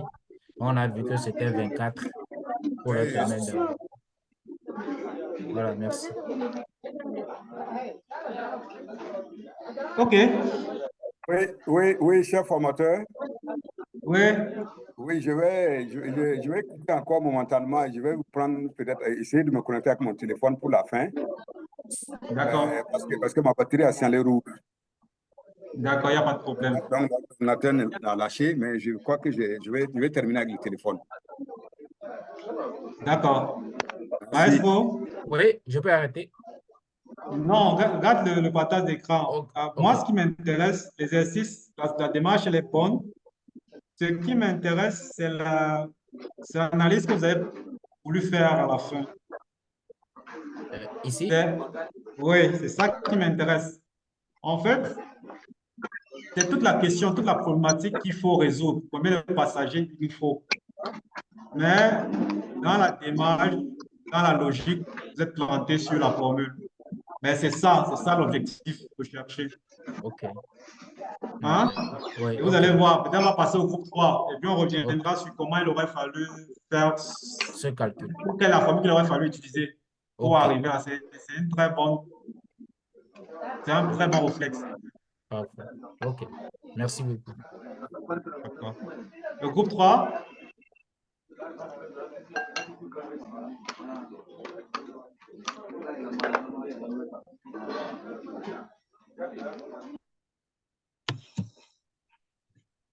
Oui, Christelle? Oui, je vais présenter le travail du groupe 3. Le groupe 3 avait 250 passagers. Donc, le prix est resté 85 millions. Le coût variable, 250 passagers pour 10 000 francs, qui nous a donné 2 500 000. Et pour trouver le chiffre d'affaires, nous avons fait 350 000, qui est le prix du billet d'avion par 250 passagers. Nous avons obtenu 87 500 000 francs. Donc, le profit nous a donné, en fait, le profit a été nul parce que le chiffre d'affaires est de 87 500 000 et le coût total également est de 87 500 000. Ce qui nous donne un D'accord. profit. Voilà, merci. D'accord. OK, super. D'accord. OK, le groupe 3 a trouvé un résultat nul, c'est-à-dire zéro. L'entreprise ne fait ni perte ni profit si elle porte 250 passagers. Le groupe 4. D'accord, c'est M. Sand et moi qui ont été dans le groupe 4. D'accord. Oui, vas-y. Très rapidement, on nous a donné 275 passagers, ce qui nous a permis d'avoir un chiffre d'affaires de 96 250 par la multiplication du prix moyen du billet au nombre de passagers. Et puis, en ce qui concerne les coûts, on a calculé le coût variable qui est en fonction du nombre de passagers et ça nous a fait 2 750 000, ce qui fait qu'en termes de coûts totaux, nous avons, en additionnant les coûts variables avec le coût fixe, nous avons des coûts totaux de 87 750 000, ce qui a abouti à un résultat positif de 8 500 000. Voilà le travail du groupe 4. Ouais, très bien.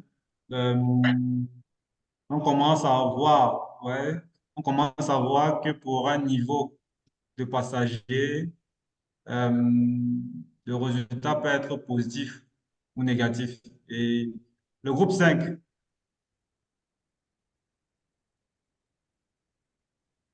Le groupe 5. Tu prends la parole. Oui, c'est mon part, le groupe 5. Effectivement, dans notre réflexion, on avait essayé de voir, mais comme on nous a donné un cas précis de 300 passagers. C'est ça. Donc, voilà, au niveau du coût total, donc on a fait le coût total, c'est le coût fixe, comme on l'a dit, plus les coûts variables. Et les coûts fixes étant de 85 millions, si on ajoute à cela les coûts variables qui sont de 10 000 francs multipliés par 300. C'est ça. Voilà, ça nous donnait un total de 88 millions en termes de coût total. Donc d'abord, coût variable 3 millions, plus 85 millions, ça fait 88 millions. C'est ça. En termes de gains pour l'entreprise, on a eu 350 000 qui est le coût du billet multiplié par 300 le nombre de passagers. Ça nous a donné 105 millions. Très juste. Pour avoir la marge de l'entreprise, on a fait le gain moins les coûts totaux. Ça nous fait 105 millions moins 88 millions qui nous donne 17 millions de marge pour l'entreprise. Exact. Sur ce voyage. Voilà. D'accord. C'est ce qu'on a fait.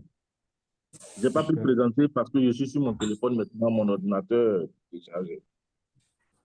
Non, c'est très bien là.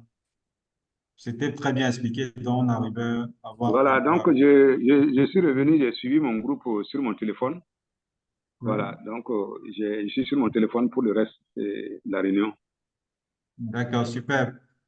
Voilà, donc c'est ça. Bon, comme nous avions du temps, nous avons fait des simulations également. Considérant que 300, c'est le 100% de remplissage, on a pris deux autres taux de remplissage. Et on a fait le calcul. Hein? 80% Si de ça vous intéresse, remplissage et 60% Olivier de pourra vous donner remplissage. tout à l'heure les résultats. Avec 80% de remplissage, l'entreprise est déficitaire de 4 millions. Et avec 60% de remplissage, l'entreprise est déficitaire de 25 millions. Voilà. Hein? On s'est amusé un peu. Bon, vous allez vite en besoin. Vous allez trop loin. Alors, on revient sur le premier cas. Ça fait moins 17, on a trouvé hein, finalement. Oui, très bien. C'est qui? Moins 17 millions. D'accord, super. Ce qui me plaît dans les réflexions que vous menez, on n'a jamais dit que le taux de remplissage, c'est 300 passagers. Mais la problématique, elle est là. C'est qu'est-ce qu'on doit accepter comme nombre de passagers minimum? C'est ça. Et il y a une formule mathématique qui vous permet de calculer ça, basée sur la connaissance du... Vous voyez mon écran? Voilà. Oui. Donc, Oui, basé tout à sur la fait. connaissance, voilà, basé sur la connaissance du montant total des coûts fixes, du prix de vente unitaire et du coût variable unitaire, il y a une formule mathématique pour déterminer le nombre de passagers qu'il faut pour ce type de voyage ou le nombre de produits qu'il faudra mettre sur le marché. La logique reste la même. L'exemple d'avion permet de visualiser. Mais vous voyez que certains ont poussé l'analyse et c'est ça la problématique qu'a un gestionnaire à tout moment. Et c'est ça la problématique qu'a une entreprise commerciale à tout moment. Donc, le nombre de passagers qu'il faut, et il y a une notion en économie sur laquelle on va échanger, c'est celui de rentabilité. Vous avez vu, j'ai encerclé le nombre de passagers minimum qu'il faut pour cette compagnie pour ne pas perdre de l'argent, on va dire ça comme ça. C'est 250 passagers. Donc, Maestro, tu vois que si j'ajoute 25 passagers à 225, je n'atteins pas 250 passagers. Oui. Voilà, mais je dis à demain, j'étais bon. Mais on va voir comment on fait pour déterminer exactement les 250 d'un coup. Et c'est ça les prochaines slides, c'est ça qu'on va aborder. Mais déjà, il faut que vous voyez, c'est pour ça que je vous parlais de cette notion de rentabilité est un puissant outil, même pour vous. Après votre travail, après avoir valorisé tout le plan d'action, se demander quel est le nombre de produits que l'entreprise va mettre sur le marché pour pouvoir rentabiliser ce plan d'action. Ça sera aussi un challenge sur lequel vous devriez réfléchir avec l'entreprise. Et là, il est intéressant de maîtriser quels seront les coûts fixes, c'est-à-dire qui ne dépendent pas du niveau d'activité, du volume d'activité, et ceux qui vont dépendre du volume d'activité. Et avec lui, déterminer le nombre de produits qu'il mettra au minimum sur le marché pour ne pas perdre l'argent. Dit zéro, c'est que tu ne perds pas l'argent. C'est-à-dire que tu en as tes frais tout au moins.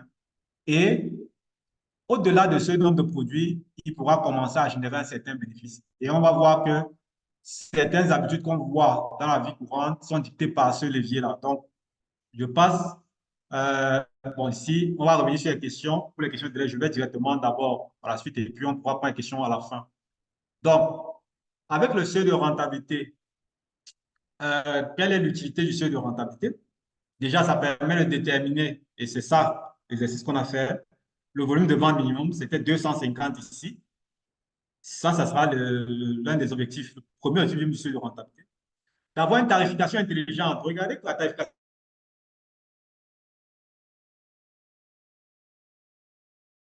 des billets d'avion. J'ai pris très tôt, on vous donne une tarification basse. L'objectif de la compagnie étant de remplir le vol, parce que s'ils n'arrivent pas à remplir le vol, ils ne pourront pas être rentables. Vous l'avez vu, avec 250 passagers, les coûts sont énormes. Et on a évolué par gap de 25 passagers. Vous voyez que les coûts sont énormes. Et une fois qu'ils ont atteint le nombre minimum de passagers qu'ils ont, donc s'ils ont atteint les 250, les places se font plus chères. Là, ils savent que de toute façon, ils vont couvrir leur coût. Et maintenant, le gestionnaire réfléchit en termes de je maximise le profit. Et là, les prix des billets commencent à grimper. Parce que toutefois, chaque franc qu'on gagne en plus permet d'améliorer ses marges. Donc, ça sera un peu ça la logique. Avant d'atteindre cette rentabilité, le challenge de l'entreprise, c'est de remplir le vol pour pouvoir aller voir le nombre minimum. Et après, on peut se permettre de surenchérir pour accroître le bénéfice au maximum. Pour une entreprise en phase de lancement, par exemple, toujours cette tarification, comment ça peut se faire commercialement? Vu qu'une entreprise qui lance un nouveau produit a un challenge de faire connaître le produit, il va se battre, atteindre le seuil de rentabilité très rapidement. Et après ce seuil de rentabilité, il peut lancer les campagnes de promotion commerciale sans avoir peur de perdre d'argent. Et vous pouvez trouver des solutions comme on vend 2 produits au prix d'un. C'est parce qu'on s'est rassuré au préalable d'avoir atteint le seuil de rentabilité. Donc, si vous faites une promotion avant d'avoir atteint le seuil de rentabilité, c'est-à-dire avoir atteint la quantité minimum qu'il vous faut vendre, avoir un chiffre d'affaires, un résultat nul, vous allez courir à votre perte. Donc, ces campagnes ne se font pas de manière anodine comme ça, mais ça se fait sur la base de cette quantité minimum qu'il faudra vendre là, et après, on peut faire des manœuvres. La question est de rentabilité aussi pour permettre de savoir, il faut pouvoir couvrir ses charges fixes. Comme je vous ai dit, les charges fixes ne cherchent pas à savoir si vous allez travailler ou pas. Eux, ils sonnent à la porte chaque fin de mois sans moindre mesure. Donc, du coup, avec ce vous savez exactement quel niveau d'activité vous faut, le niveau de charge fixe que vous avez. C'est-à-dire qu'avec le seuil de rentabilité, vous pouvez réfléchir s'il vous faut ou pas prendre un nouveau local en location. Est-ce qu'il vous faut prendre un second magasin? Calculant le seuil de rentabilité, si vous voyez que votre niveau de charge fixe est très élevé, vous pouvez opter de ne pas prendre un nouveau magasin. Si vous voyez que c'est acceptable, pour aller vers le nouveau magasin. Ça, c'est des éléments que cette solution-là va vous aider à prendre comme décision. Donc, après, rattraper les dépenses manquantes, c'est-à-dire que si vous êtes en novembre et que vous vous rendez compte que vous n'avez pas atteint votre seuil de rentabilité, vous comprenez que votre challenge, ce sera de vendre le maximum possible en vente d'exemple, par exemple, une entreprise. Et là, vous allez mettre des actions en place pour pouvoir vendre et vous rassurer au moins de couvrir tous vos frais sur l'année.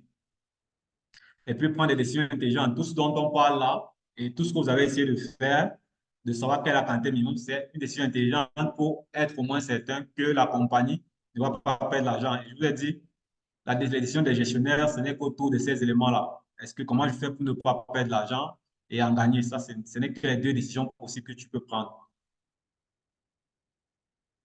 Donc, comment maintenant agir, comment faire pour atteindre rapidement son seuil de rentabilité? Quelles sont les solutions possibles? Il y en a 3. La compagnie peut décider d'augmenter les prix, mais ça encore, il faudrait qu'elle soit sur un marché où la demande est très forte. D'accord? Si c'est, par exemple, une destination où il y a très peu de trafic et une forte demande, lui, elle peut se permettre là, par une politique d'offre et de demande, elle peut se permettre d'augmenter les prix. Ce n'est pas la solution première, ce n'est pas la plus recommandée. Elle peut réduire ses coûts fixes. Là, il y a une sorte de dégrèvement des coûts fixes. À un moment, vous pouvez voir que vous avez trop de charges fixes et vous pouvez abandonner. Par exemple, vous allez prendre un local que vous n'occupez pas. Par exemple, je prends le cas du magasin, que vous n'occupez qu'à 30%. Vous pouvez vous dire, non, il faut que je cherche plutôt un local qui est plus adapté à mon niveau d'activité. C'est-à-dire, vous abandonnez ce magasin actuel que vous n'occupez pour prendre un magasin dont vous aurez un taux d'occupation de 95%, peut-être qu'il sera plus petit.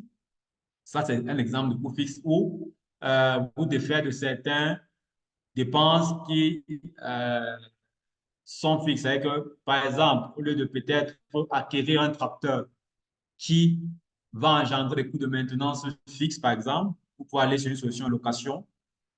Ceci faisant, vous ne gardez pas les dépenses de maintenance, vous avez externalisé les dépenses de maintenance, vous ne les gardez pas devant vous. Après, il peut y avoir une solution aussi qui est celle de réduire, celle qui est beaucoup pratiquée, réduire les charges variables. Ça sera chercher des matières premières moins coûteuses, avoir une politique d'achat, ça va être très fort aussi en négociation des prix, et peut-être en augmentant les volumes et en discutant sur les prix d'achat, ça peut être ça. après être cherché de nouveaux fournisseurs avec de meilleures offres. Ça peut être utilisé le personnel moins qualifié. C'est-à-dire que si vous êtes dans une solution de surqualification de votre personnel, est-ce qu'il n'y a pas une ressource avec un niveau inférieur qui pourrait faire la même tâche à moins de coûts? Et c'est cette question d'utilisation de personnel moins qualifié et ça suit avec la seconde qui est la sous-traitance que vous avez vu à un certain moment. En Europe, on a beaucoup déplacé, délocalisé les usines vers l'Asie qui offrait une main-d'œuvre à faible coût. C'était toujours ces questions d'optimisation des coûts. Et ça permettait aux entreprises d'aller très vite vers des seuils de rentabilité et faire des profits plus intéressants, restant compétitifs sur le marché. Vous pouvez aussi aller vers les solutions d'économie d'énergie, c'est-à-dire aller vers des énergies plus vertes, par exemple, consommer moins d'électricité, aller vers des énergies renouvelables et tout ce que vous voulez. Donc, voilà à peu près ce qu'on peut faire avec le seuil de rentabilité et comment ça peut aider une entreprise. C'est-à-dire, après votre diagnostic ou votre plan d'action, quand vous allez décider, quand vous connaissez le seuil de rentabilité et les solutions que vous allez prendre, gardez toujours à l'esprit qu'il est idéal pour une entreprise d'avoir plus de charges variables que de charges fixes. Donc, et quand vous allez prendre un certain nombre de charges fixes, se rassurer que l'entreprise pourra suivre en termes de capacité de production. Et pour calculer donc ces quantités minimales, voilà la formule qui permet de déterminer. Si vous prenez l'exercice qu'on vient de faire, vous prenez 85 millions, qui est les charges fixes, vous divisez par la différence entre le prix de vente unitaire, c'est-à-dire, je crois, 350 000 moins 10 000, vous tomberez exactement sur 250 produits, 250 passagers. Et pour tous les types de produits que vous avez rencontrés, une fois que vous avez déterminé le volume de charges fixes, en appliquant cette formule, vous tombez sur exactement ce que l'entreprise doit faire. Et vous voyez donc qu'une entreprise qui connaît cette information peut fixer exactement des objectifs commerciaux pertinents à sa force de vente. Parce que si elle sait qu'elle doit avoir, par exemple, à livrer 1200 produits pour atteindre le seuil de rentabilité et qu'elle a 10 commerciaux, il suffit de prendre 1200 et de diviser par 10 personnes pour savoir ce que chacun doit faire, pour que, au minimum, ce que chacun doit faire pour qu'on ait une entreprise rentable. Il y a tellement de décisions qu'on peut prendre juste avec cet outil-là, qui est simple, ma foi, mais qui apporte beaucoup en termes d'information pour l'entreprise. Donc, sur ce, voilà ce qu'on pourrait dire sur ce de rentabilité. Je ne sais pas s'il y a des questions, je reviens très rapidement dessus, ou si vous voulez que je revienne sur certaines explications.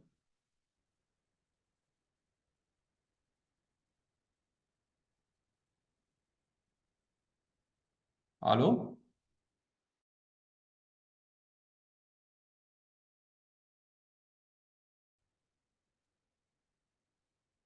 Ah, c'est bon, c'est bien compris. Oui, monsieur Mba? C'est bien compris, merci. Oui, je disais que c'est bien. Ah, d'accord.